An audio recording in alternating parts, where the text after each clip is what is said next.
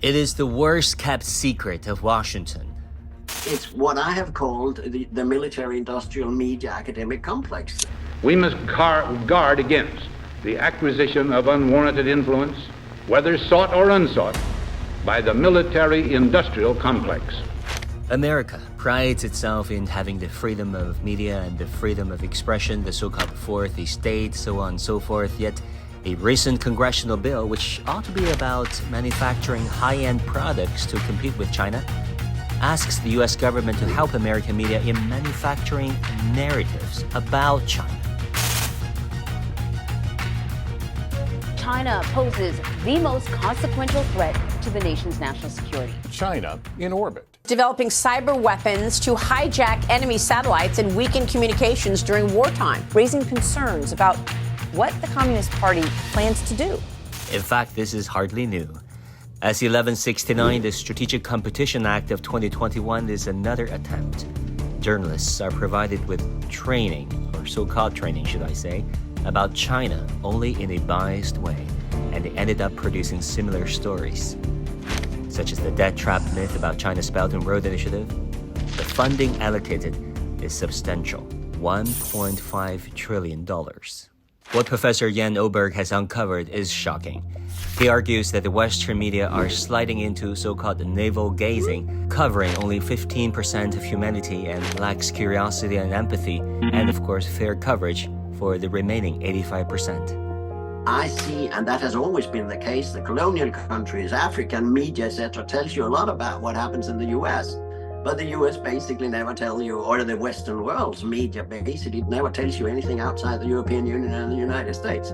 We're grossly uninformed, in my view, about what happens in the rest of the world.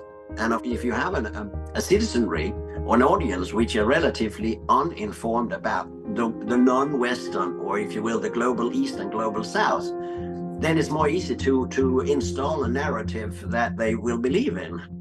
In May 2022, it's reported that a Zimbabwean media outlet published a reporting smearing Chinese companies' treatment of local employees.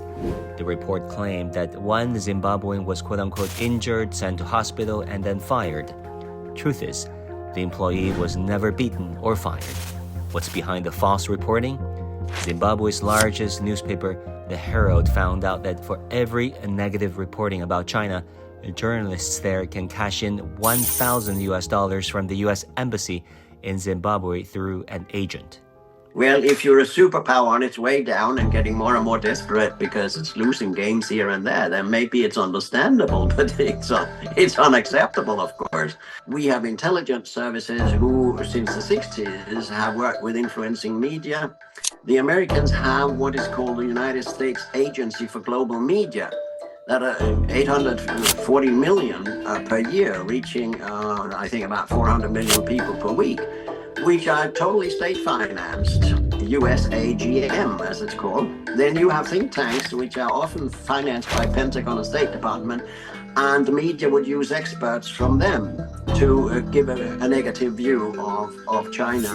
Noam Chomsky, in his famous Manufacturing Consent, detailed the strategies that governments in the West employ to garner public support to rally the crowd behind certain foreign policy or military objectives.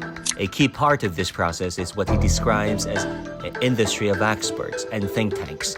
They contribute so-called intellectual credibility and authority to government's talking points. Their goal is to sway public opinion and make the desired course of action seem logical. It's a kind of groupthink that in the media world, you sit down in the morning at the editorial office and say, what are we going to cover today? And it's within a framework. If somebody says, hey, why don't we do something new today? You don't raise that because you've already been screened or filtered into your job. When we're talking about a rising China, it doesn't really explain very much. It doesn't really define what a rising power is. But what it does do is bring along certain connotations of a problem or a challenge, that China is disrupting things somehow, or that any country which is rising, quote unquote, is causing problems. And that is dangerous, because an information cocoon is the last thing the world needs, as it scrambles to avoid an all-out rivalry between China and the United States.